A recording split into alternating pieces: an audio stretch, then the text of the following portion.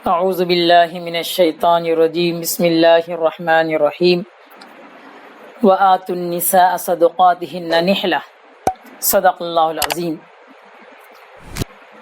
محترم سامعین و سامعات، ناظرین و ناظرات، السلام علیکم ورحمۃ اللہ وبرکاتہ۔ مذہب اسلام کے اندر نکاح کی بڑی اہمیت ہے اور نکاح کو عبادت قرار دیا گیا، اور نکاح میں کچھ شرائط رکھے گئے۔ نکاح کے شرائط اور واجبات میں ایک اہم فریضہ مہر کا بھی ہے۔ عام طور پہ مہر کے سلسلے میں مسلم سماج کے اندر لا علمی پائی جاتی ہے، اور مہر کی ادائیگی کے سلسلے میں بڑی سستی پائی جاتی ہے۔ اللہ کے نبی علیہ الصلاۃ والسلام نے ارشاد فرمایا کہ جو مرد کسی عورت سے نکاح کرتا ہے اور مہر کا ذکر بھی کرتا ہے، لیکن اس کے دل میں یہ نیت ہوا کرتی ہے کہ مہر ادا نہ کروں گا تو بدکار ہے، زانی ہے۔ اس سے ہم اندازہ لگا سکتے ہیں کہ مہر کی کیا اہمیت ہے۔ قرآن مجید کے اندر مہر کے لیے مختلف الفاظ استعمال کیے گئے۔ کہیں اس کو صدقات کہا گیا، کہیں اس کو اموال کہا گیا جو مال کی جمع ہے، اور کہیں اس کو فریضہ کہا گیا۔ فریضہ یعنی وہ چیز جس کا ادا کرنا انتہائی ضروری ہے، اور قرآن نے اس بات کا اشارہ کیا ہے کہ مہر کی کوئی خاص مقدار نہیں، کوئی حساب نہیں ہے، بلکہ مرد شادی کرنے والا دلہے کی جو حیثیت ہے اور جو اس کا کسب معاش ہے، اس کے حساب سے اپنی بیوی کو مہر ادا کرے۔ اس کے باوجود قرآن مجید، احادیث شریفہ کے اندر اور سیرت کی کتابوں کے اندر نبی علیہ الصلاۃ والسلام کے زمانے میں اور صحابہ کے زمانے میں مہر کی 4 مقداریں تھیں، یعنی 4 طریقے سے مہر ادا کیا جاتا تھا۔ سب سے کم مہر 10 درہم کا ہوا کرتا تھا۔ 10 درہم سے کم میں کوئی مہر نہیں۔ نبی علیہ الصلاۃ والسلام نے ارشاد فرمایا 10 درہم سے مہر نہیں ہے۔ موجودہ زمانے میں 10 درہم کا جو انگریزی حساب لگایا گیا ہے وہ 3 گرام اور اس سے بڑھ کر کچھ ملی گرام چاندی ہے، یعنی 3 تولے چاندی پر کچھ اور۔ یہ مہر کن کا ہے؟ یہ مہر رکشہ چلانے والے، آٹو چلانے والے، روزانہ محنت مزدوری کرنے والوں کا مہر ہے۔ یہ حضرات کم سے کم 10 درہم مہر باندھنا چاہیے، یعنی اپنی بیوی کو 10 درہم سے کم مہر ادا نہیں کر سکتے، بلکہ 10 درہم ادا کریں، یعنی 3 تولے چاندی اور اس سے کچھ زیادہ۔ اور دوسرا مہر مہر فاطمی کہا جاتا ہے۔ یہ درمیانہ مہر ہے، جن کی معاشی حالت نہ بہت زیادہ ہے نہ بہت کم ہے، بلکہ درمیانی کمائی ہے جن کی، ان کا مہر نبی علیہ الصلاۃ والسلام کے زمانے میں تقریباً 1.5 کلو چاندی کے برابر تھا۔ خود حضرت علی رضی اللہ عنہ نے حضرت فاطمہ رضی اللہ عنہ کو 10 درہم نہیں بلکہ 1.5 کلو چاندی اور اس سے کچھ زیادہ حساب سے جو ہے مہر ادا کیا۔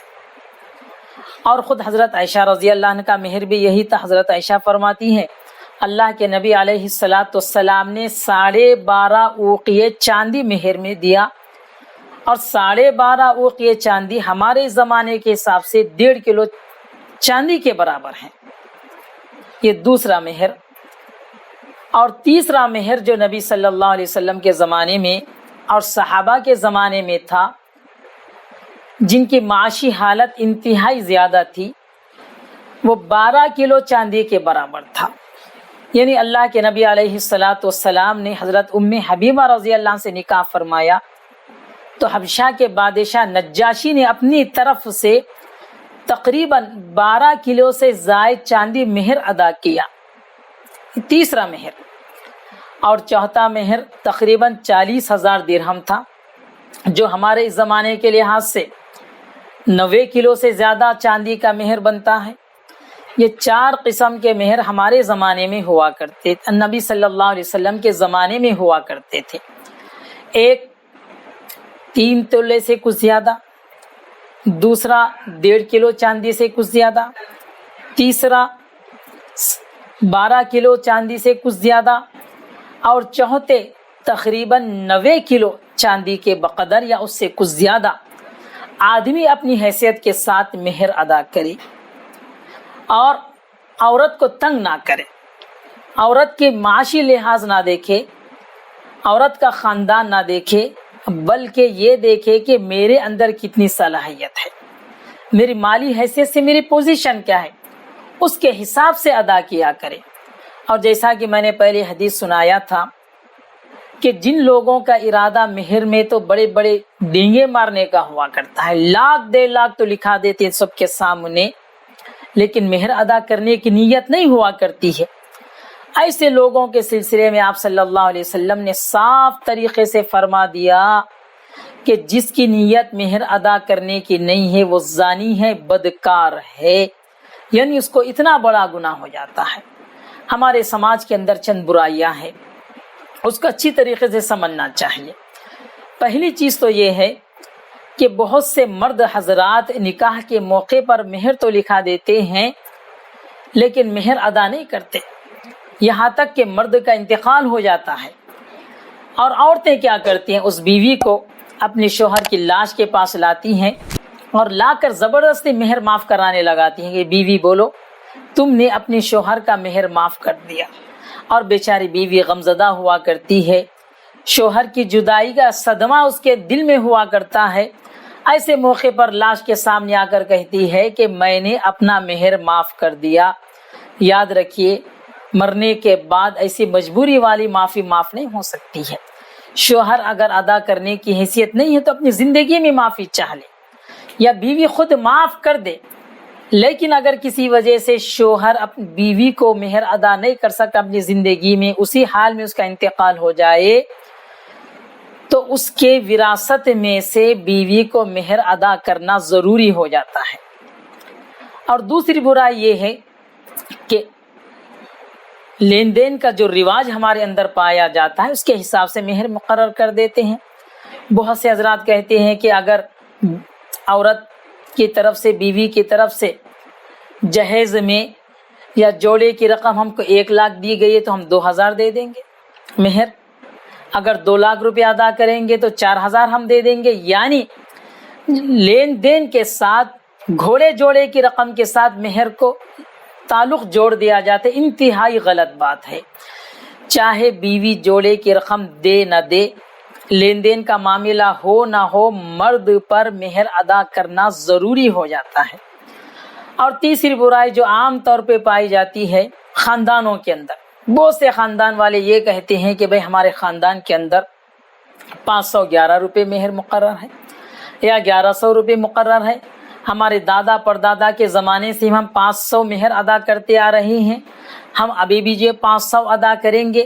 یاد رکھیے اتنا کم مہر باندھنے سے مہر ادا نہیں ہوتا ہے۔ کیوں؟ اس لیے کہ دادا پردادا کے زمانے میں جو 100 روپے 200 روپے 500 روپے کی جو اہمیت تھی آج ہمارے زمانے کے اندر نہیں۔ اس زمانے کے اندر 100 روپے کے اندر شاید ہو سکتا ہے 1 تولہ سونا آ سکتا ہوگا، 500 روپے کے اندر 3-4 تولے سونے آتے تھے، لیکن ہمارے زمانے کے اندر 500 کے اندر 600 کے اندر کوئی سونا چاندی خریدا نہیں جا سکتا۔ اس لیے ہم یہ دیکھیں گے ہمارے خاندان میں ہمارے نانا دادا کے زمانے میں جو مہر مقرر کیا جاتا تھا 500 روپے کا یا 300 روپے کا 400 روپے کا، اس زمانے کے اندر 300 روپے یا 200 روپے 100 روپے میں کتنا سونا آتا تھا وہ دیکھیں، اس کے حساب سے ادا کریں، لیکن خاندان کی بات نہ لائیں کہ ہم ہمیشہ ایک ہی مقرر دیتے رہیں گے، 511 روپے ہی دیتے رہیں گے، 1100 روپے ہی ہم ادا کرتے رہیں گے یا 1016 روپے ہی ادا کرتے رہیں گے۔ یہ غلط بات ہے، بسا اوقات اس سے بیوی کی حق تلفی ہو جاتی ہے۔ اور اس سلسلے کا ایک مسئلہ یہ بھی ہے کہ بہت سے مرد حضرات نکاح کے طور پر مہر تو لکھا دیتے ہیں لیکن ادا نہیں کرتے، لیکن بعد میں ادا کرنا چاہتے ہیں۔ مثال کے طور پر 30 سال پہلے نکاح ہو گیا، 40 سال پہلے نکاح ہو گیا، اس کے اندر 1000 روپے لکھا دیے گئے یا 2000 روپے لکھا دیے گئے، 500 روپے لکھا دیے گئے 20 سال پہلے 30 سال پہلے، اب شوہر بیچارہ اب ادا کرنا چاہتا ہے مہر، تو کس حساب سے ادا کرے؟ تو اس کا طریقہ یہی ہے کہ 500 روپے ہی ادا کرے جو لکھا دیا گیا تھا، 1000 روپے ہی ادا کرے جو لکھا دیا گیا تھا۔ لیکن اس میں سب سے بہتر طریقہ یہ ہے جو علماء فرماتے ہیں کہ 20 سال 30 سال پہلے 1000 روپے جو تم نے لکھایا تھا، 1000 کے اندر کتنا سونا آیا کرتا تھا اس زمانے کے اندر، یا 2000 روپے میں 30 سال پہلے کتنا سونا آیا کرتا تھا، کتنی چاندی اس سے خریدی جا سکتی تھی، وہ دیکھو، وہ دیکھ کر اپنی بیوی کو اس وقت ادا کرنا چاہتے ہیں تو ادا کرو، یہ بہتر طریقہ ہے۔ اس سے بیوی کی حق تلفی بھی نہیں ہوتی اور شوہر اپنے طور پر پورے طریقے سے مہر کو ادا کرنے والا بن جاتا ہے۔ تو مہر کی ایک شرعی حیثیت ہے۔